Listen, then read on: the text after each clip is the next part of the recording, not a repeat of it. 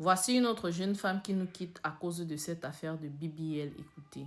Triste nouvelle, une autre femme influenceuse sur TikTok vient de nous quitter à cause d'une chirurgie esthétique. Nous sommes en début d'année et si cette année vous avez prévu faire un BBL ou encore une liposuction, je pense qu'il est temps de changer d'avis. En effet, Asli Fernandez était une jeune femme de 29 ans, tiktokeuse et influenceuse. Prothésiste angulaire de profession, elle créait du contenu autour de sa passion. Elle partageait essentiellement du contenu autour de la manicure et de la pédicure. Magnifique. Elle ne mettait pas en avant son corps sur les réseaux sociaux, d'où c'était vraiment difficile pour ses abonnés de penser qu'elle pouvait avoir des imperfections ou encore un complexe par rapport à son corps. Mais le 6 janvier 2025, tout va basculer pour elle et sa famille lorsqu'elle va perdre la vie sur une table d'opération. La jeune femme avait prévu faire une intervention esthétique qu'on appelle Mommy Makeover. C'est une intervention qui vise à réparer les séquelles de la grossesse. En gros, toutes les imperfections que peut avoir le corps de la femme après une grossesse. Quelques années après l'accouchement, elle a voulu rehausser sa poitrine et avoir un ventre plat.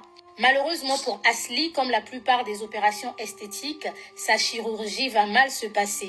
Elle va faire une thrombose sur la table d'opération et va mourir sur le champ. Pour ceux qui se demandent c'est quoi une thrombose, c'est lorsque le sang se coagule comme un caillou dans une veine. Aux dernières nouvelles, c'est son mari qui a eu à faire une vidéo sur le compte TikTok de sa femme pour nous informer du départ d'Asli. Selon lui, Asli s'était assuré d'être en bonne condition pour passer l'opération. Ils avaient réalisé plusieurs tests pour son éligibilité. Enfin, Asli n'est pas la première femme à mourir dans de telles conditions. En 2023 et en 2024, il y a beaucoup de femmes qui ont perdu la vie dans de mêmes circonstances. C'est une pratique interdite par la loi sous peine de 2 ans d'emprisonnement et 300 000 € d'amende. En ce qui concerne Asli, elle avait réussi dans son domaine. Elle avait commencé à faire des pauses chez elle, juste à ouvrir son institut et elle a commencé à donner des formations. Asli avait tout pour être heureuse, une belle carrière, un mari et une fille. Le 1er janvier, elle avait publié ça sur son compte Instagram comme une façon de dire qu'en 2025, elle allait devenir riche.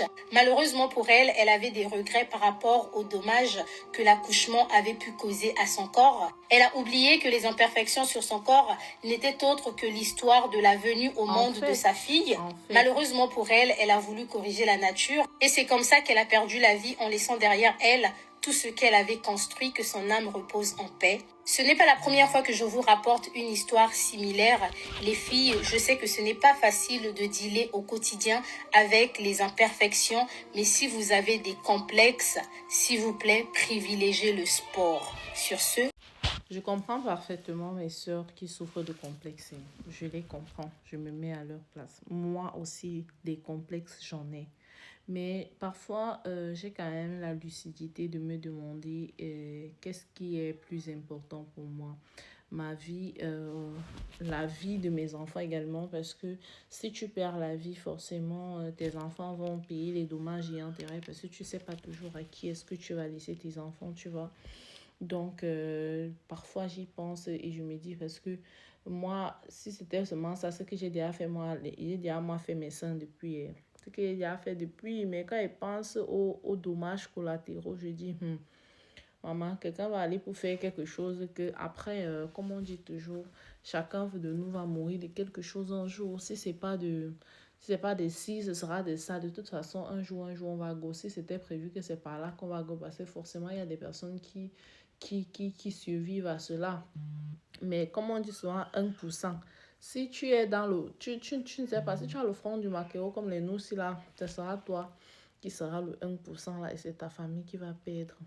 En tout cas, les filles, bon courage à nous, que nos complexes ne nous fragilisent pas et que qu'on puisse vivre aussi longtemps qu'on pourra pour profiter des plaisirs de la vie, s'il y en a, si ça existe bien entendu.